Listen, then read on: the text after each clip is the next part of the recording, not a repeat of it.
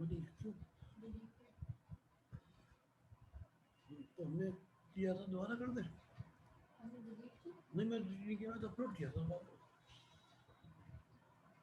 हो नहीं पाया वो शायद। क्रिएट कर दे, ड्राफ्ट होता एडिट।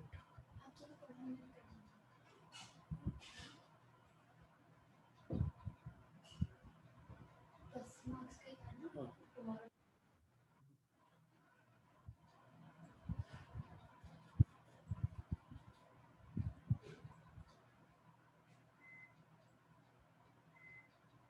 अच्छा, ऐसा नहीं किया तुमने।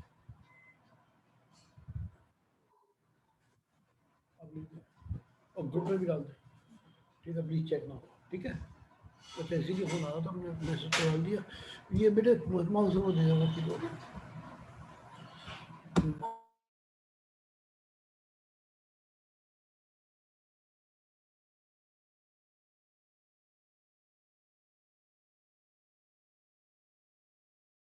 तुमने तुमको एक तो कोई छोटा सा होमवर्क था, है ना, तो उसको तुम करने का तरीका कम समझ पाए।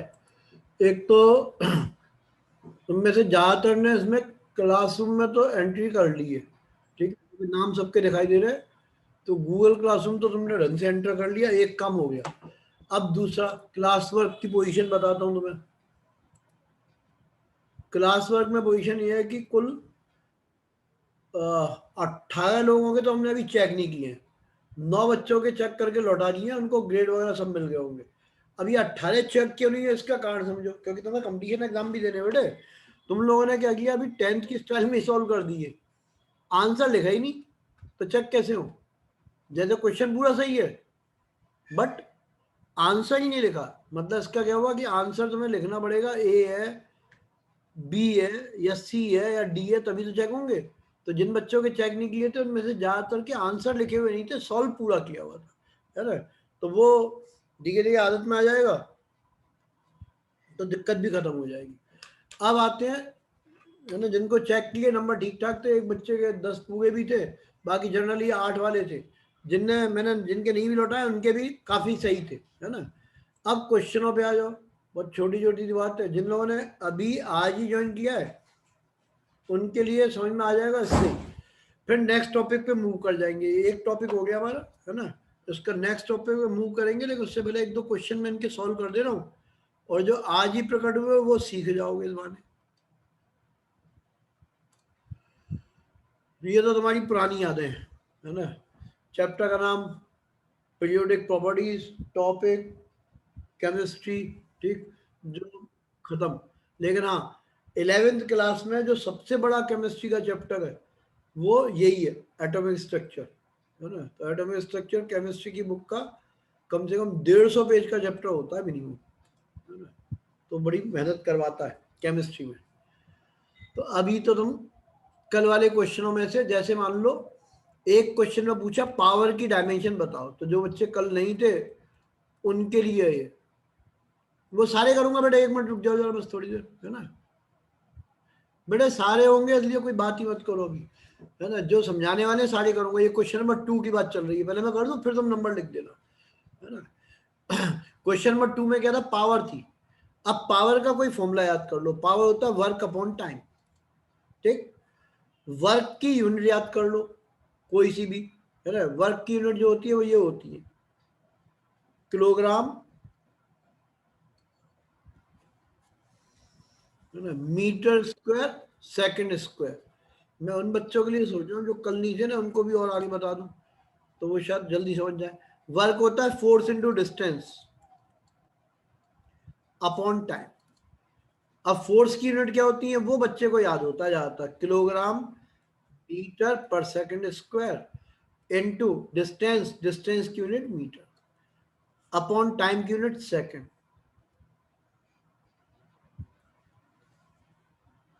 ठीक है, यहां तक पहुंच गया मैं। और आगे लिखेंगे तो ये आ जाएगा, किलोग्राम ऊपर मीटर स्क्वायर, नीचे सेकंड क्यूब।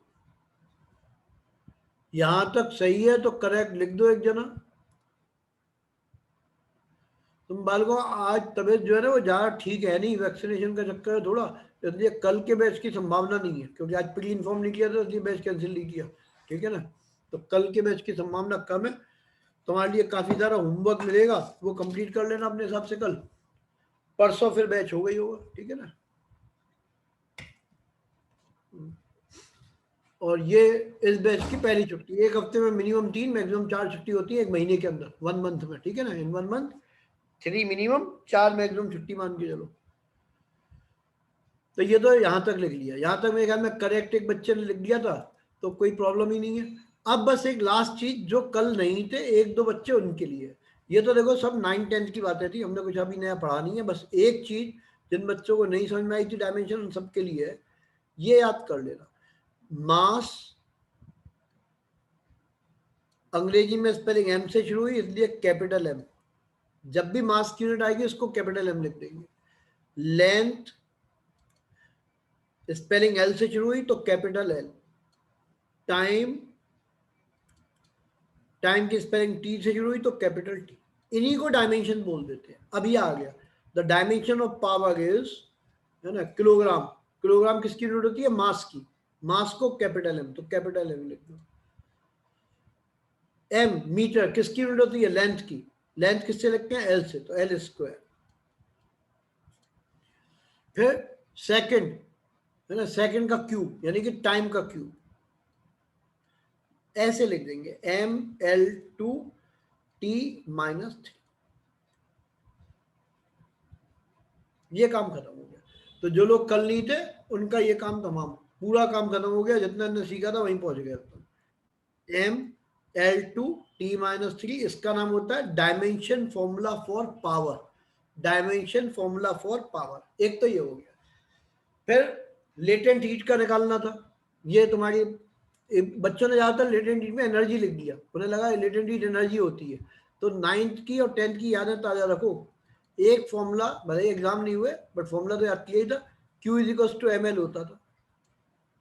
एल क्या है? लेटेंट हीट, समझ ना, Q is equal to M L. Chapter का नाम हीट, तो Q is equal to M L formula है। हमें L की यूनिट निकालनी है, तो L की यूनिट कैसी होंगी? Q upon M. अब Q क्या है? एनर्जी। एनर्जी कोई सी भी हो, सब चल जाएंगी। तो जो कल नहीं थे फिर उनके लिए एक सॉल्व कर देता हूँ। एनर्जी मान लो एम जी एच है, एम इंटू जी इंटू एच, ये पोटेंशियल एनर्जी का फॉर्मूला है। एम मास, तो मास पहले यूनिट भी चाहो तो लिख दो, ये हो जाएगा kilogram metre upon second square into height, वो भी मीटर में नापते हैं। तो किलोग्राम मास की यूनिट तो एम आ गया, मीटर लेंथ की यूनिट तो एल स्क्वायर आ गया, टाइम सेकंड टाइम की यूनिट तो टी स्क्वायर आ गया। ये बहुत अच्छी तरह से याद कर लेना, इसकी बहुत जरूरत पड़ती है, बार बार निकालना बेवकूफ़ी है। ये एनर्जी की यूनिट याद कर लो, रट लो, M L two T minus 2। अब इसमें रख दो, क्यू की एनर्जी है, एनर्जी की यूनिट ये हो गई M L two T minus 2 upon M क्या है? मास। मास की यूनिट को कैपिटल एम से रिप्रेजेंट करते हैं, एम से एम कट गया, so the answer is L two T minus 2।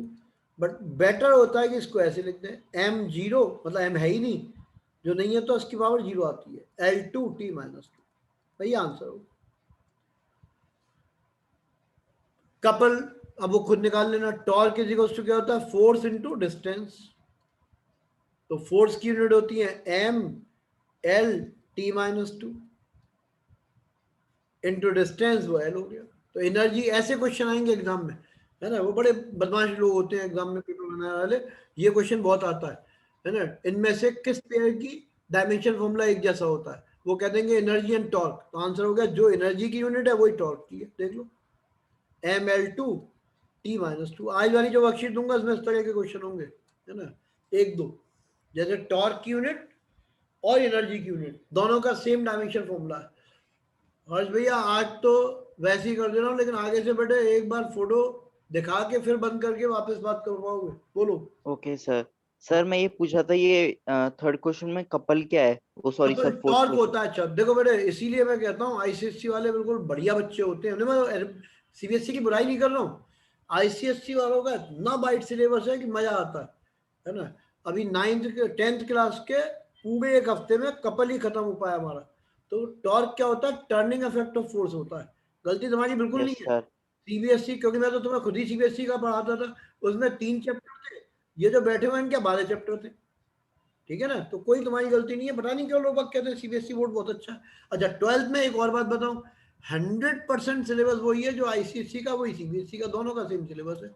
अभी मैं तुम्हें टॉप पूरा समझाता हूँ, ठीक है ना। देखो भाई, ये साइड में चले जाते हैं 1 मिनट के लिए, क्योंकि बार बार काम में आएगा। जैसे मान लो ये कोई ऑब्जेक्ट है, आनंद भैया अभी तुमसे ही बात कर लूंगा, और ऑब्जेक्ट एक पर्टिकुलर पॉइंट पे फिक्स कर दी। जब हम फोर्स लगाएंगे तो भाग नहीं सकती। जैसे तुम्हारे घर का दरवाजा है, दया को बुलाने की बात नहीं कर रहा, कहीं दया को बुला के तोड़वा दो, है ना। मैं बात कर रहा हूँ नॉर्मल आदमी की। तो तुम्हारे घर का दरवाजा है, हैंडल लगा हुआ, तुम फोर्स लगाओगे दरवाजा खुल जाएगा। दया को बुलाओगे, यहाँ से कंधा मारेगा, पूरा टूट जाएगा, वो अलग बात है। तो दरवाजे क्या होते हैं, एक हिंज के अबाउट बंधे होते हैं। हमने फोर्स लगाई तो ये रोटेट करके ऐसे हो जाता है, ये नई पोजिशन आ जाती है। इसी को टॉर्क बोलते हैं। The turning effect of a force is known as torque. Couple क्या होता है? अच्छा, इसकी वैल्यू कितनी होती है वो समझ लो। जैसे ये परपेंडिकुलर डिस्टेंस डी है, तो टॉर्क इज इक्वल टू होता है force into the perpendicular distance, इसको टॉर्क बोलते हैं। अच्छा, अब कपल क्या होता है? यदि मान लो दो equal and opposite force act कर रही हैं, हो सकता है तुम्हारे सीबीएसई वालों का 9th में हो, 10th में तो नहीं है, कंफर्म है। 9th में हो तो पता नहीं। दो equal and opposite force work कर रही हैं, एक ऊपर एक नीचे, और ये पॉइंट ऑफ रोटेशन है। तो ये टर्न, जैसे कार का स्टीयरिंग है, बिना इसके तुम कोल्ड ड्रिंक की बोतल नहीं खोल सकते हो, कार का स्टीयरिंग नहीं घूम सकता, स्कूटर नहीं चला सकते हो, बिना कपल के कोई पॉसिबल नहीं है। कोई भी चीज रोटेट नहीं कर सकती विदाउट द कपल। तो ये टर्निंग होती है, ऐसे घूम जाता है। इसी को बोलते हैं turning effect of a force, है ना, कपल। और टॉर्क इज इक्वल टू, इसमें भी वही होता है, फोर्स इनटू डिस्टेंस। तो ये टॉर्क का फॉर्मूला है, force multiplied by the distance. Force की यूनिट हमने लिख दी, इसलिए टॉर्क की वैल्यू निकल आई। ठीक है, ये था। शायद समझ में आ गया होगा अंश भैया, नहीं तो फिर हाथ उठा लेना। आनंद भैया पूछ लो, क्या पूछ रहे थे बेटा? नहीं, चलो इसके बाद इम्पल्स। हाँ बोलो आनंद भैया। सर मैं ये पूछ रहा था सर, जैसे हमने एम एल और टी ले लिया, हाँ तो सर टेम्परेचर अलग एक क्वांटिटी होती है सर, फंडामेंटल क्वांटिटी, तो उसका अलग आएगा क्या? बिल्कुल बेटे, अभी 3 से निपट लूं मैं, क्योंकि इन्हें सारी ठीक 7 है। एक साथ बता देता ना तो ये बैच छोड़ के भाग जाते, कहते पता नहीं कैसा पढ़ाएगा, समझ में तो आई नहीं था। हाँ समझ गया सर। ना। तो इनको ठीक है सर। धीरे धीरे स्लो पॉइजन दूंगा, धीरे हाँ धीरे सर। बढ़ाऊंगा चीजों को, नहीं तो ये भाग जाते सारे। 7 क्वांटिटी टोटल यूज होनी है। अभी हम 3 पे लटके हुए हैं, क्योंकि 10th क्लास में हम 3 ही ज्यादा पढ़ के आए, इसलिए 3 पे लटके हुए हैं। लेकिन फिर कोई दिक्कत नहीं, क्वांटिटी बढ़ते ही अपने आप बात समझ में आ जाती है, कोई दिक्कत आती नहीं है। मेथड सब यही होते हैं। तो अभी मैं बच के चलूंगा तुम्हारी बात से, है ना।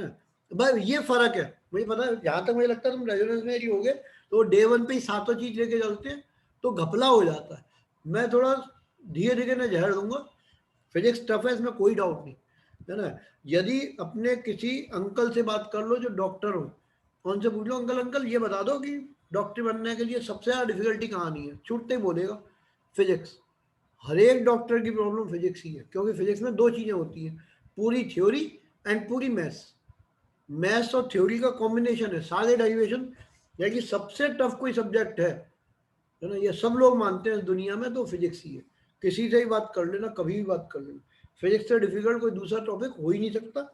इससे टफ सब्जेक्ट कोई नहीं है, समझ गए ना। तो इसलिए घबराने की जरूरत नहीं है। वो उसके क्वेश्चन का आंसर था कि हम कब करेंगे बाकी चीजें, बट धीरे धीरे सीख जाओगे, कोई दिक्कत नहीं।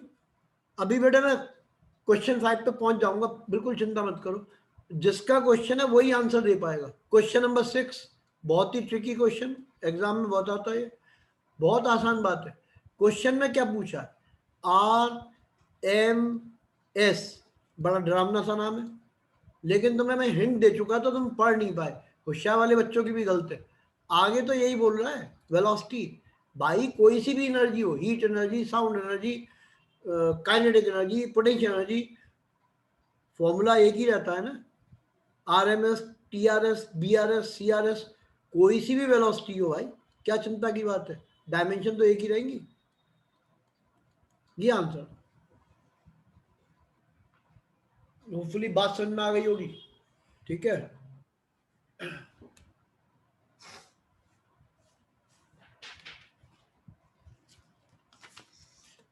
तो जिसने क्वेश्चन नंबर 6 पूछा था उसको मेरे हिसाब से बात समझ में आ गई होगी।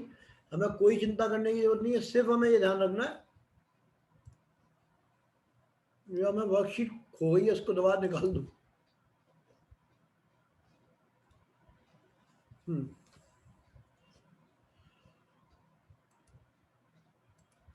अब ठीक है, तो बात ये थी वेलोसिटी। और देखता हूँ अभी छठे तक पहुंचा हूँ बेटे। वो अबे यार, जब मैं छठा बता रहा हूँ तो साथ में पूछोगे ही, है ना। ये छठा था, किसी बच्चे ने बीच में लिख दिया इसीलिए पहले छठा हो गया। तो वेलोसिटी कोई सी भी हो, आरएमएस वेलोसिटी, वेलोसिटी का मतलब हो गया LT -1, ठीक, ये समझ में आ गया होगा। क्वेश्चन नंबर 5 में एक नया टर्म दे दिया था जो है तो छोटी क्लास का ही। तुमने शायद क्रिकेट थोड़ा बहुत खेला हो, तो वहां इम्पल्स का यूज होता है, क्रिकेट, फुटबॉल, है ना, इन सब में इम्पल्स का यूज होता है। अब इम्पल्स होता क्या है, अब लिख लो, इम्पल्स तो लिख ही लो। Impulse is the force applied for very short duration, ठीक है, force applied on object for very short duration, then impulse is F into del t। ये होता है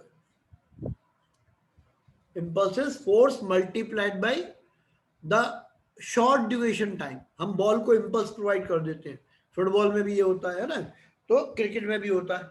बैट से बहुत थोड़े टाइम के कांटेक्ट में आता है, तेज अमाउंट का फोर्स लगा देते हैं तो उसको impulse मिल जाता है। इम्पल्स, ये और एक इंपॉर्टेंट बात है, जो इम्पल्स होता है is also equals to change in momentum.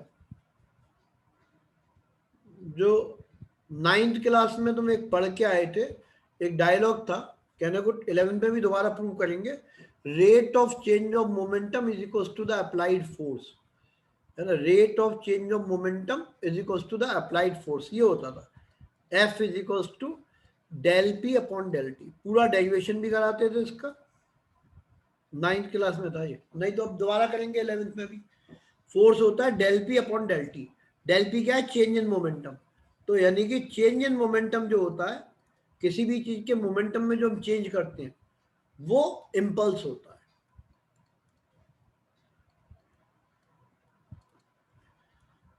अब इसकी यूनिट कैसे निकालेंगे, फोर्स की यूनिट क्या होती है वो लिख लो, M L T -2, और टाइम की इनटू टी, तो ये आंसर आ जाएगा M L T -1,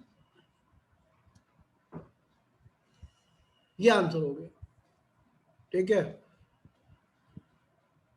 और आज वाली में दिक्कत आएगी, फिर कल वाले में तो तुम्हें आदत आ जाएगी थोड़ी थोड़ी धीरे धीरे, क्योंकि अभी शुरुआत हुई है इसलिए दिक्कत आती है। तो ये हो गया इम्पल्स की डायमेंशन। अब आ जाओ, सबसे फर्स्ट टर्म का एग्जाम यदि हुआ, है ना, फर्स्ट टर्म का एग्जाम करना, यदि तुम किसी स्कूल में हो वास्तव में एग्जाम देने जाओगे, तो क्वेश्चन नंबर 7 तो आएगा ही आएगा, बिना इसके कभी कोई क्वेश्चन पेपर नहीं बनता। हर बार होता है ना। कांग्रेस के पेपर में जब देख लो हर साल यही मिलेगा, क्योंकि और डिजाइन के क्वेश्चन ही नहीं है, डिफिकल्ट है लेकिन आसान भी। ये लिखा है पी, पी क्या है, प्रेशर है। काफी सारे बच्चों ने तो बिल्कुल ठीक निकाला है, जिन्हें कल की बात समझ में आ गई थी वो बिल्कुल ठीक था। वी वॉल्यूम है, ब्रैकेट बंद, V minus B is equals to R T. ये एक डरावना सा फॉर्मूला है, हमें इससे कोई लेना देना नहीं है। दो डायमेंशन निकालनी है, इस क्वेश्चन में एक ही पूछिए, मैं तुमसे दो पूछता हूं। पहले बी की डायमेंशन सोच के बता दो क्या होता है। पी प्रेशर है, कैपिटल बी वॉल्यूम को रिप्रेजेंट करता है, ठीक है, capital B represents volume.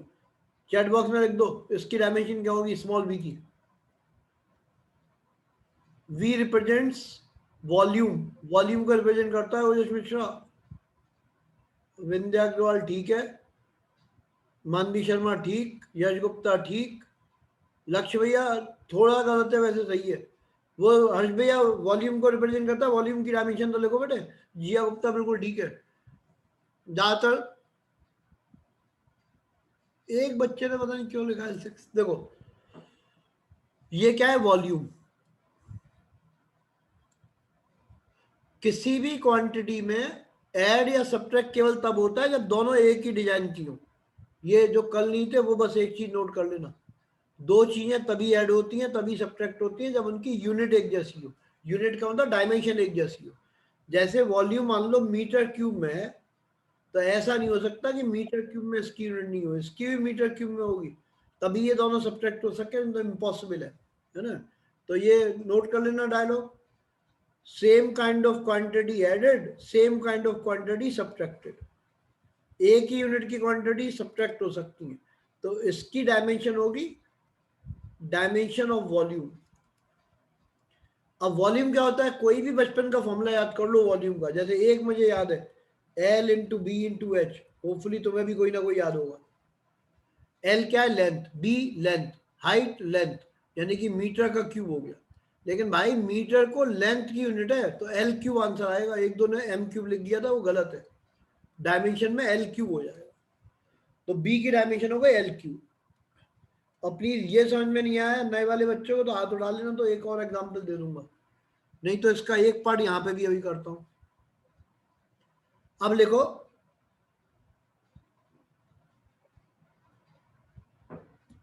Dimension for, ये यहां पे लिखता हूं, जो क्वेश्चन है वो ये है, वो तो साइड बाई बता दिया तुम्हें। जो इसकी यूनिट होंगी वही इसकी यूनिट होंगी। यूनिट को डायमेंशन भी समझ सकते हो, जो इसकी डायमेंशन वही इसकी डायमेंशन, ठीक है, सेम डायमेंशन होंगी। तो अब यहां पे लिखता हूं, dimension of A upon volume का square is equals to dimension of pressure. ठीक है, अब हम क्या करेंगे, dimension of A is equals to dimension of pressure multiplied by, ये नीचे वाली इधर जाके मल्टीप्लाई हो जाएगी, डायमेंशन ऑफ वॉल्यूम का स्क्वायर।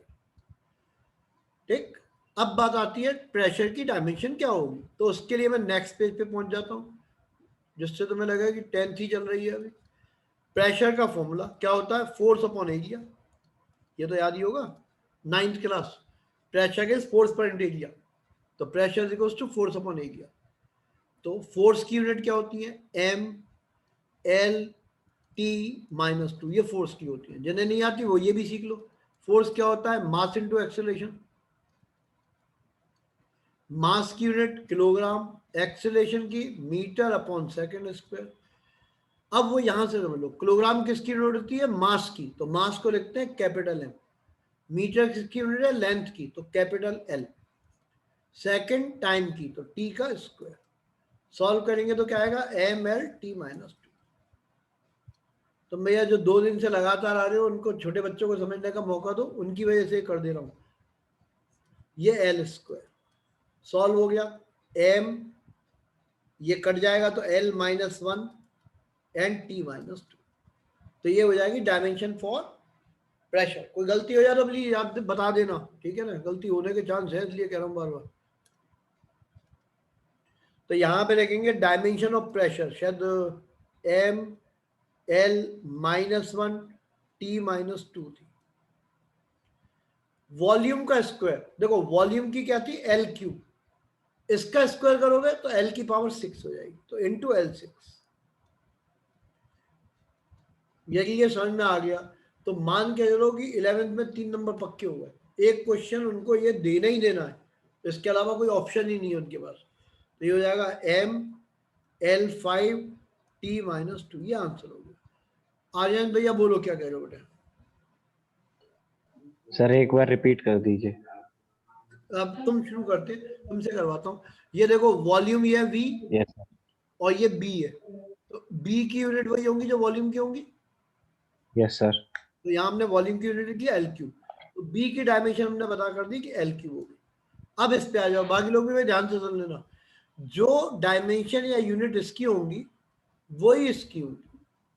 मतलब किसी भी कॉम्पिटेटिव एग्जाम में एक किस तरह का क्वेश्चन होता है, और होम एग्जामिनेशन में भी होता है, यदि एग्जाम दो तो, नहीं दो तो कोई बात ही नहीं है। तो जो इसकी यूनिट वही इसकी यूनिट, तो वो मैंने यहाँ लिख दिया, dimension of A upon B square equals to dimension of pressure.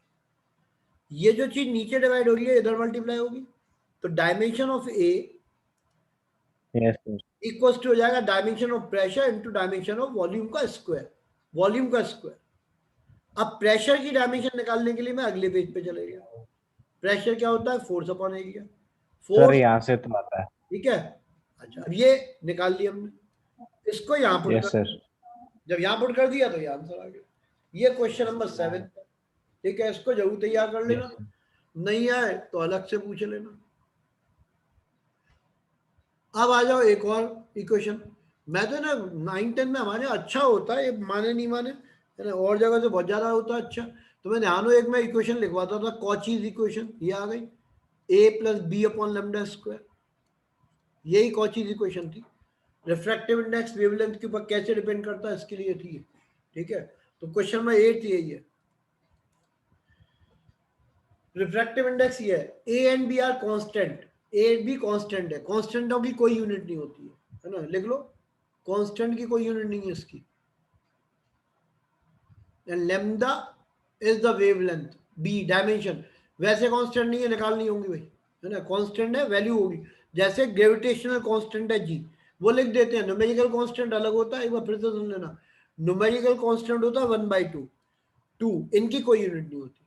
लेकिन जैसे जी है gravitational constant, A and B are constant, number नहीं है, कोई वैल्यू है, तो फिर इनकी यूनिट होगी, ठीक है ना।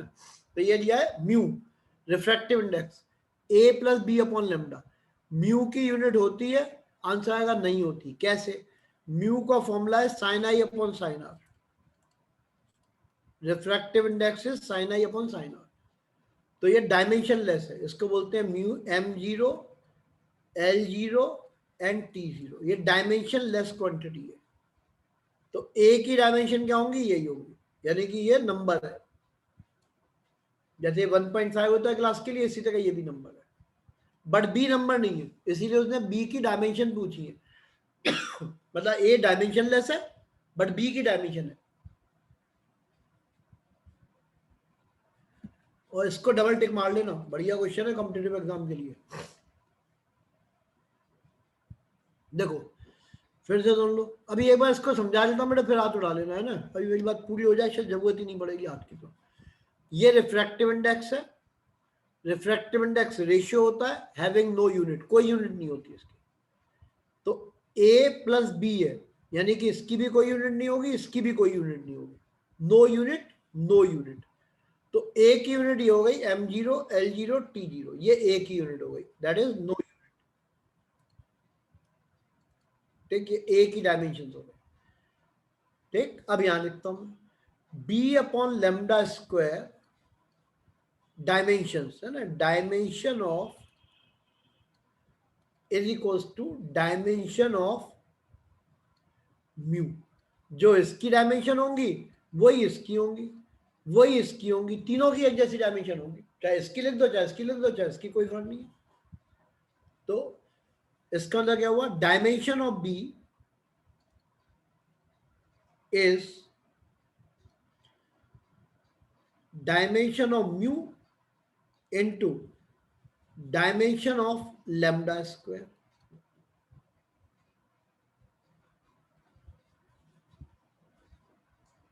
ठीक है। अब डायमेंशन ऑफ म्यू होती है, नहीं होती, क्या है, यहां लिख दो m0 l0 and t0। Lambda क्या होती है, वेवलेंथ, वेवलेंथ लेंथ है, वेव से कोई लेना तो नहीं, वेव लेंथ लेंथ है। लेंथ की डायमेंशन क्या होती है, कैपिटल L, ये स्क्वायर है तो इसकी हो जाएगी L स्क्वायर। तो आंसर हो गया m0 L की पावर 2 t की पावर 0। अब ध्यान से सोचो, L स्क्वायर किसकी डायमेंशन होंगी, जो नीचे नाम लिखा हुआ है, वेवलेंथ L होती है, वॉल्यूम L क्यूब होती है, प्रेशर निकाली थी बड़ी लंबी होती है, एरिया की क्या होती है, L स्क्वायर होती है। तो लैम्डा स्क्वायर की डायमेंशन मतलब बी की डायमेंशन कौन सी है, एरिया की डायमेंशन। ये अच्छा क्वेश्चन था, ऑब्वियसली मैंने जानबूझ के लिए अच्छे लिए थे। अब तुम किसी कंपटीशन के क्वेश्चनों को देखोगे इसी तरह के आते हैं, इसलिए लिए थे। ये डायमेंशन ऑफ लैम्डा स्क्वायर। और हम बहुत सारी बुक यूज करेंगे। अभी ये जिस बुक के क्वेश्चन है वो संजीव गुप्ता की बुक है ना, कम से कम 8-10 ऑब्जेक्टिव बुक है, उनके क्वेश्चन हम यूज करेंगे। डटे रहने वाली बात है ना। और वो वादा कुछ इसलिए नहीं करता मैं कभी, फिर वो लगता है पता नहीं अब ये नहीं कराया वो नहीं कराया। लेकिन अभी जो पहली बुक हमने यूज की है वो संजीव गुप्ता की है। धीरे धीरे बाकी बुक का भी नंबर आना शुरू हो जाएगा, ठीक है ना। तो ये तो हो गया dimension of B, lambda square है यानी कि लेंथ का स्क्वायर। तो एरिया की जो डायमेंशन होंगी वही सेम डायमेंशन जो है वो लैम्डा इसकी बी की डायमेंशन हो जाएगी। अब हाथ उठा के पूछ लो जिसको पूछना।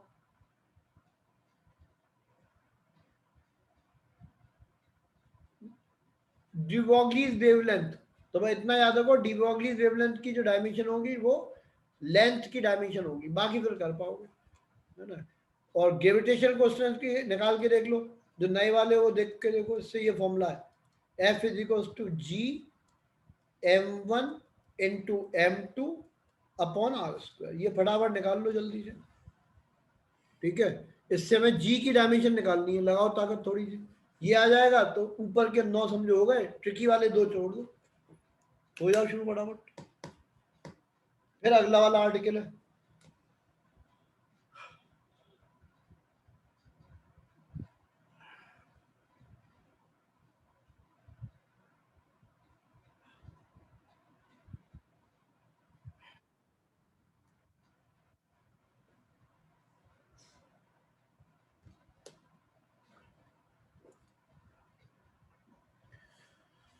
देखो भाई ये ऐसे करते हैं।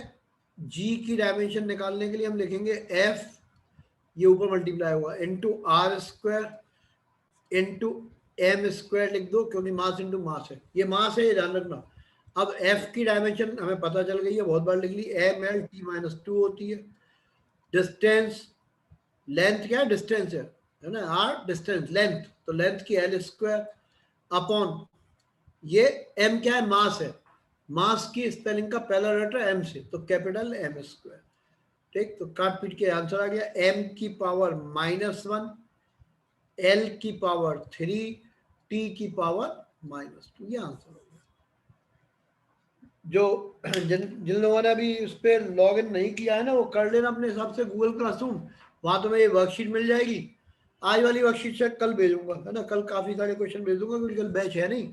इसका एक आर्टिकल हमारा खत्म हुआ, डायमेंशंस कैसे निकालते हैं। दूसरा आर्टिकल जो है, कहने को कॉम्पिटिटिव एग्जाम में तो वो आर्टिकल काम आएगा नहीं, क्योंकि हम बिना उसके जुगाड़ से निकाल लेंगे, है ना। बट थ्योरी के जो एग्जाम होंगे, है ना, 11th के, उनमें वो एक क्वेश्चन जरूर आएगा, 2 क्वेश्चन आते हैं हर हालत में। एक तो ये वाला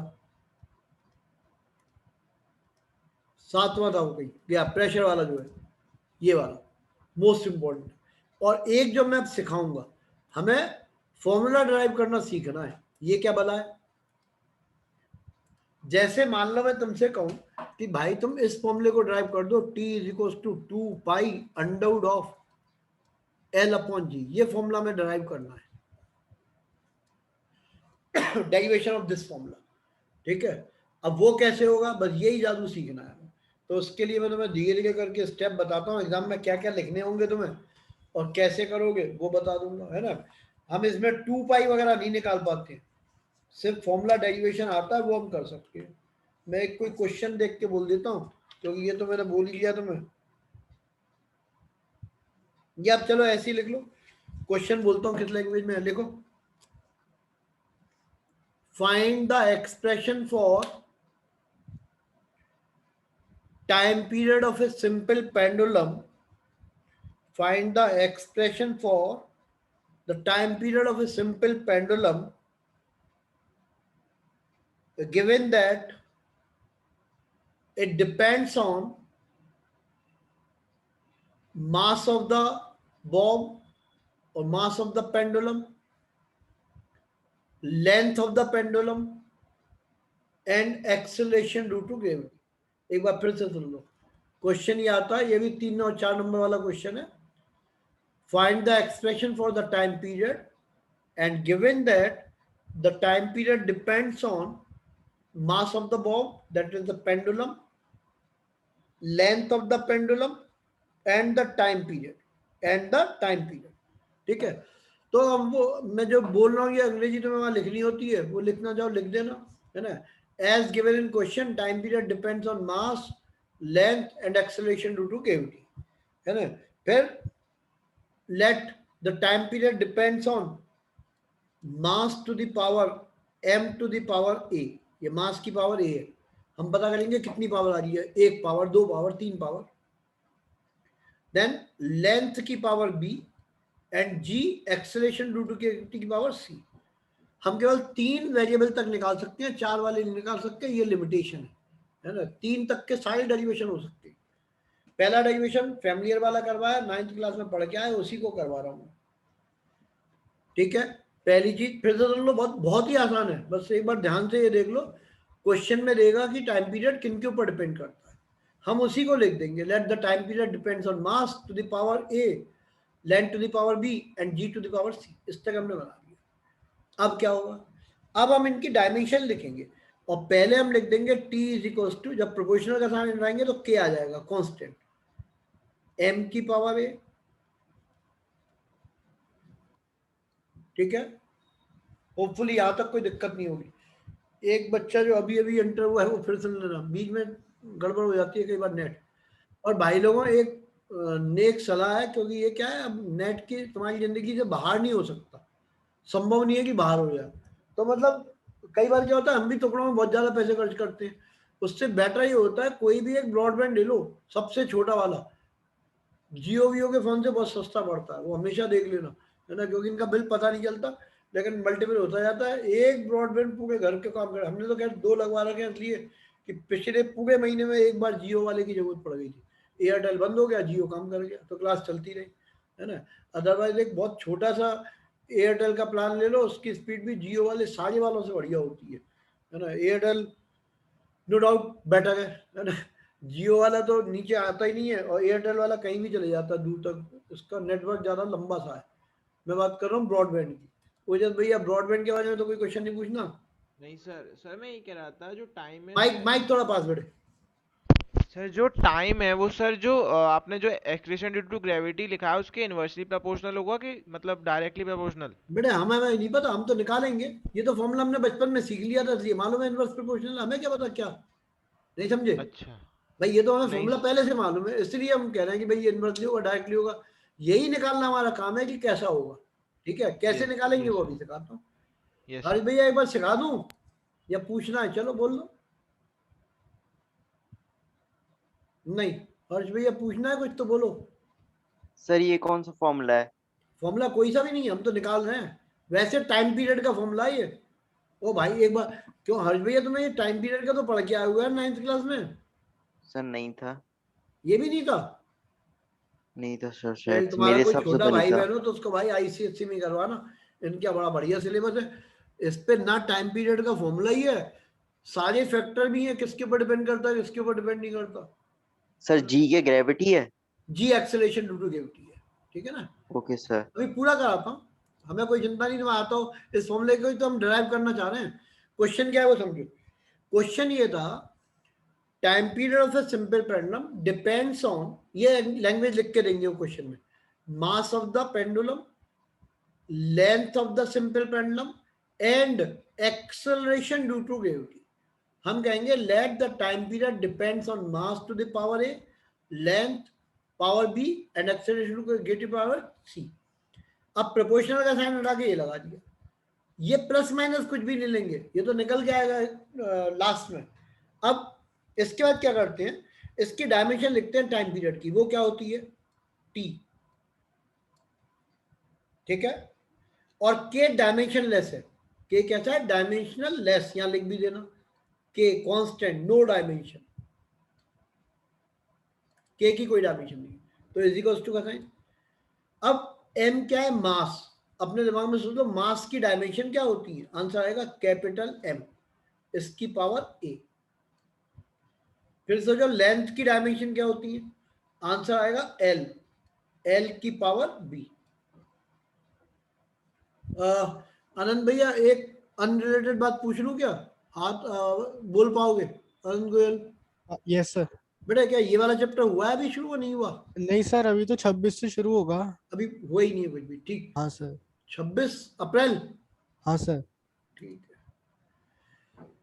क्योंकि वो ये कराते नहीं है, इनकी जरूरत ही नहीं होती, वही अच्छा ना एग्जाम भी देते नहीं है, तो दोनों ही बातें हैं। 12th में बस फटाका फट हो जाता है, क्योंकि 12th में तो बोर्ड के एग्जाम में ऐसी क्वेश्चन आएंगे तो बच्चे की लिखने की प्रैक्टिस ही छूट जाती है। इनका काम यहाँ शुरू होता है कि एक पेज इन्हें मिल जाए तो इस पे कम से कम 8 क्वेश्चन सॉल्व कर देंगे एक पेज पे खुद। उसका रीजन है जैसे बिट्स प्लानिंग है, वहां पे तुम्हें नंबर ऑफ पेज लिमिटेड मिलेंगे कि भैया केवल इन 4 बुकलेट की है, रफ वर्क के लिए इन्हीं पे सारा काम करना है, एक्स्ट्रा पेज मांग ही नहीं सकते हो। तो इसलिए जरूरी है इनको छोटा छोटा लिखना। बट बोर्ड में उल्टा है, बड़ा बड़ा लिखोगे तो नंबर मिलेंगे, नहीं तो कुछ नहीं मिलेगा। तो ये एल की यहाँ पे लिख गया एल की पावर बी। अब आ जाओ इस पे, अपने मन में सोच लो एक्सेलरेशन की डायमेंशन क्या होती है।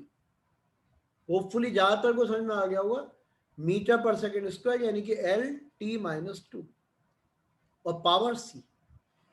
इसके बाद तो गणित का काम है।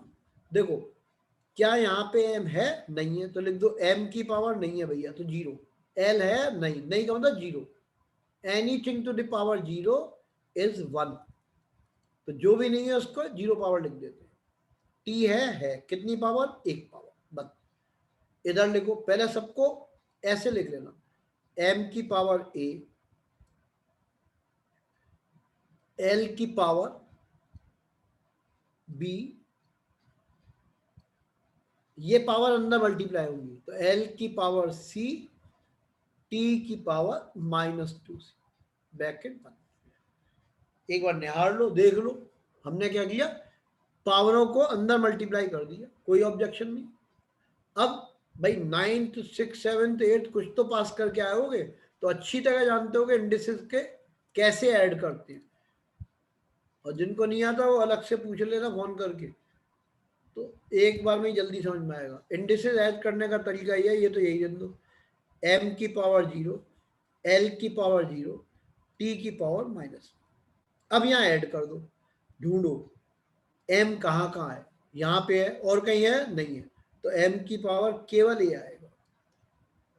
फिर l को ढूंढो, l कहाँ का है, ये रहा, कितनी पावर b, यहाँ ढूंढो कितनी पावर c, तो +c।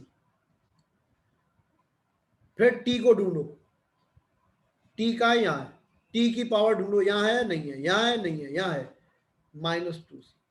अब एक बार दोबारा समझो, हमने क्या किया, पहले तो इन पावरों को अंदर मल्टीप्लाई कर दिया, m की पावर a, l की पावर b, फिर c को मल्टीप्लाई करेंगे तो दोनों में होता है l की पावर c, t की पावर -2c। ठीक, अब क्या किया, इधर तो हमने लिख दिया m की पावर है नहीं तो 0, l की पावर 0, t की पावर +1, वो कर दिया अभी खुद। ठीक है, ये इधर +1 था तो +1 ही होगा, इसीलिए हाथ उठे हुए थे, कोई दिक्कत नहीं भाई मेरे, इसीलिए तो कल का मैच कैंसिल करना पड़ रहा है, ठीक है ना, तो इसीलिए दोबारा देख लिया। तो ये हो गया m की पावर 0, l की पावर 0, t की पावर 1, इधर सब हमने लिख लिया। अब क्या है, कंपेरिजन करोगे ना, कंपेरिजन का मतलब दोनों तरफ एक जैसी चीजें होती हैं। यहाँ देखो m की पावर कितनी है 0, m की पावर कितनी है a, तो यहाँ लिख देना therefore a = 0। ठीक है, अब अगली पावर खुद कंपेयर करके अपनी कॉपी पे लिख लो, इसको उतार लेना नहीं तो समझ में नहीं आएगा, अगला क्वेश्चन तुम्हें ही करना है। l की पावर कितनी, 0, तो l की पावर b + c, तो लिख दो b + c की वैल्यू कितनी हो गई, 0 हो गई। और आगे बढ़ो, t की पावर 1, t की पावर -2c, तो ये लिख दोगे -2c = और ओएस जी तुम्हें अपनी बात का आंसर मिलना शुरू हो गया होगा, हमने क्यों प्लस माइनस नहीं लिया था, ठीक है ना, हमें क्या पता क्या आएगा, अब निकल के आएंगी चीजें सामने। अब वैल्यूज आ गई, सबसे पहले यहां से निकालो, ये रेड कलर से कर देता हूं जिससे ध्यान रहे तुम्हें। c की वैल्यू कितनी आ गई, -1/2, c निकल आया। फिर यहां से आओ, a की वैल्यू कितनी आ गई, 0, a निकल आया। अब इधर आ जाओ, b की वैल्यू b, c की वैल्यू -1/2 = 0, तो b की वैल्यू कितनी आ गई, 1/2 आ गई। हमें तीनों पता चल गए, a मालूम चल गया, b मालूम चल गया, c मालूम चल गया। अब इसमें लिख देंगे therefore the relation is, है ना, यहाँ लिखना पड़ेगा पूरा, फिर लिखना आगे, t is equals to k is the constant, m की पावर 0, l की पावर 1/2, फिर g की पावर -1/2, या हम ऐसे लिख सकते हैं m की पावर 0 तो खत्म हो गई, तो ये आ जाएगा therefore t is equals to k is the constant, हमें नहीं पता कितना होगा, under root of l upon g, भाई l की पावर 1/2, g की पावर -1/2, माइनस का था नीचे चलेगा, यही डेरिवेशन करना था। बट इसकी लिमिटेशन क्या है, हम k की वैल्यू नहीं पता कर सकते कि 2 पाई होगी, क्योंकि ये डायमेंशनलेस क्वांटिटी है। ये हर हालत में एक क्वेश्चन आएगा 4 नंबर का, है ना, डिजाइन अलग अलग हो सकते हैं, और कुछ पूछना था इसमें पढ़ लेता हूँ, चैट बॉक्स में कुछ पूछा होगा, लास्ट पार्ट फिर बताऊंगा, वो तो अभी वैसे ही बताऊंगा बेटे, है ना। देखो हमने सबसे पहले क्या किया था,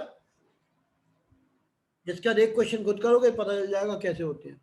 टी की वैल्यू जो 3 फैक्टर्स ने दिए थे उनके प्रोपोर्शनल था, तो ए पावर बी पावर सी पावर मान ली, फिर हमने प्रोपोर्शनल का साइन हटा के के लगा दिया, के डायमेंशनलेस है, इधर टाइम पीरियड की डायमेंशन लग गई, टाइम पीरियड सेकंड में नापते हैं तो टी लिख दिया, इधर मास m होता है, लेंथ l होता है, acceleration due to gravity lt -1 होता है ना, lt -2, ठीक है, मीटर पर सेकंड स्क्वायर, ये एक्सेलरेशन होता है, तो lt -2, अंदर पावर मल्टीप्लाई कर दी, फिर सारी एक जैसी पावर ऐड कर ली, लास्ट में देखो क्या किया, कंपेरिजन, m के ऊपर कितनी पावर चढ़ी हुई है 0, a के ऊपर कितनी पावर है, m के ऊपर a, तो a और 0 बराबर हो गए, मतलब m वाली पावर इक्वल करेंगे।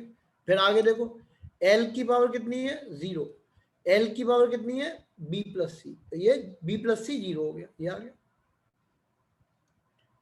फिर t की पावर कितनी है 1, t की पावर कितनी है -2c, तो ये आ गया।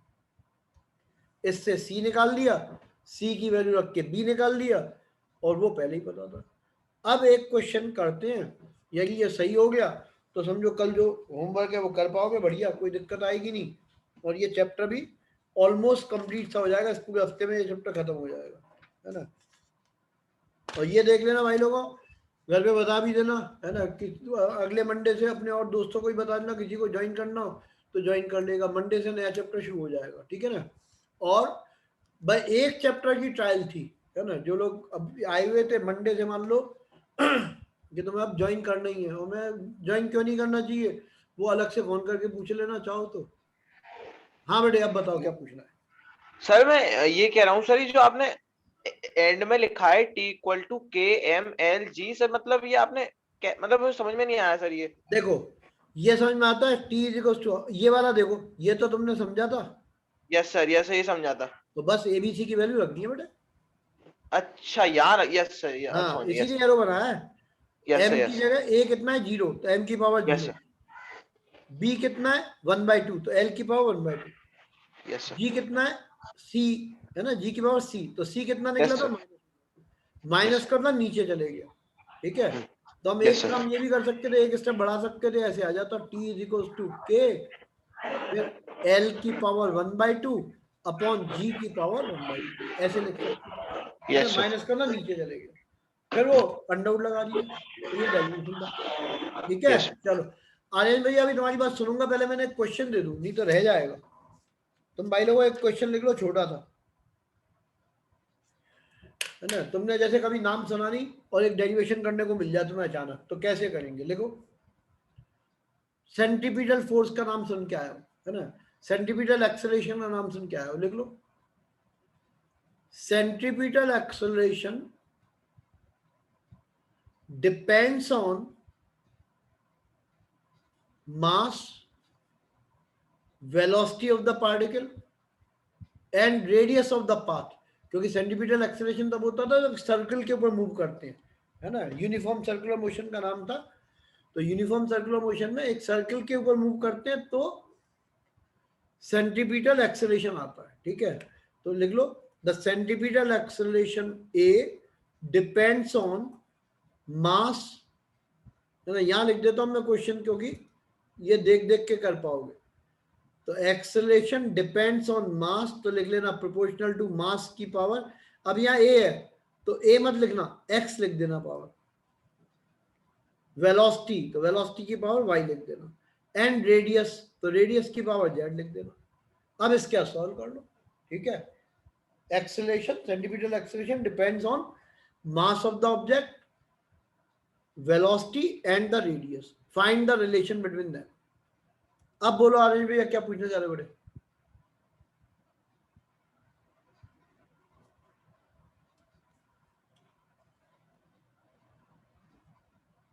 नहीं, चलो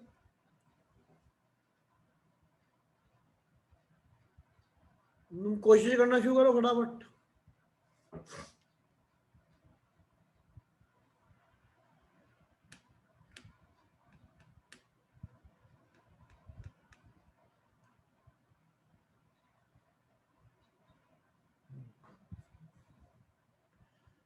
और जिनको आंसर भी आ जाएगा,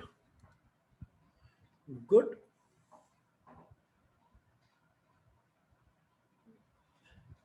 फोर्स का तो फॉर्मूला बेटा बिल्कुल सही लिखा आपने। आर रेडियस है, आर इज द रेडियस।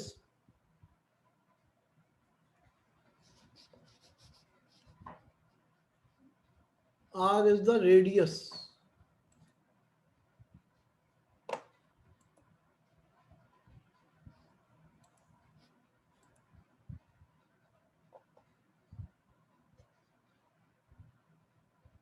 काफी सारी चीजें सही हैं, तुम इसको उतार लो। ये था question, acceleration proportional to mass की पावर एक्स, वेलोसिटी की पावर वाई एंड रेडियस की पावर जेड।